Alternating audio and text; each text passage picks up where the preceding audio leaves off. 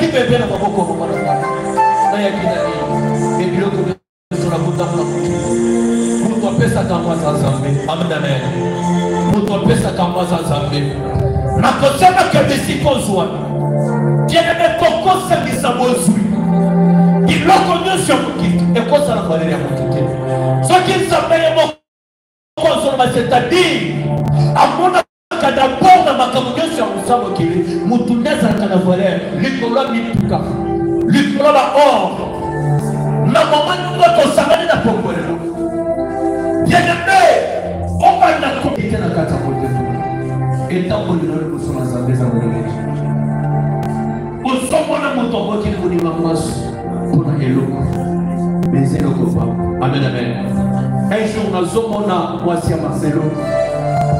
abimisi bila bango bandotanga bagriffe alobiki mokolo asalaki mwa esombolo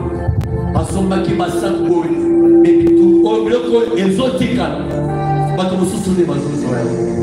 me motu oyo asombaki eloko aza kosalela mofiere asiakeli lokola mama lisi amen amen toute vanité eloko na koyebiso na poko lelo kosangisa tosangani apo na mama lisi wakufia il faut toi étangisa biso lele amen amen étangisa biso etambolela biso na samokili ba conscience na biso esala ezala bato batika baibebe batika baor bambongo na babanke amen amen osomona moto osala bakefo bien Nzambe protégé mana bosata biloko nyonso mais na vivre nazala bien na samokili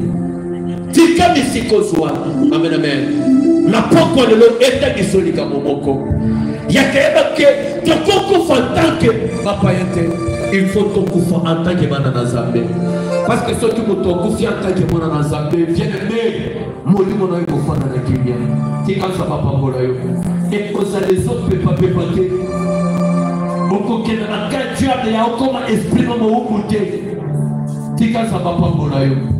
bongisa ntango elayo parce que maman moni afondia na kotambola na biso partout batémoignage eza malamu amen amen bien-aimé kolinga te ke ya ozokufa na bato na quartier bazobeta maboko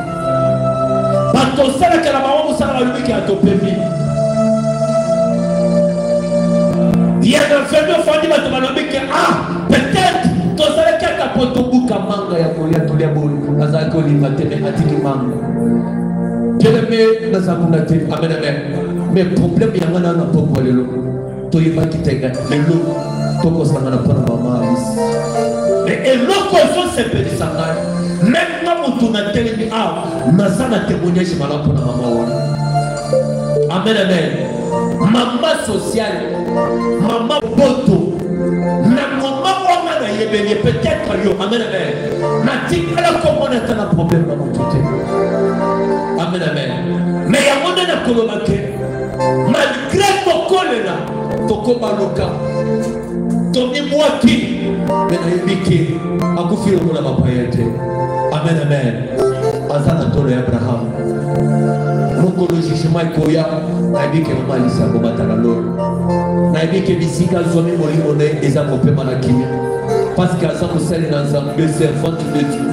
azaki mama président ya église ya asekambala amen amen na malula témoignage Jésus ici kosoma na koyebisa Nzambe papa ini natambola na samokili awa Nzambe asimona loboko atambola na yo amen amen soki Nzambe atotambola na yo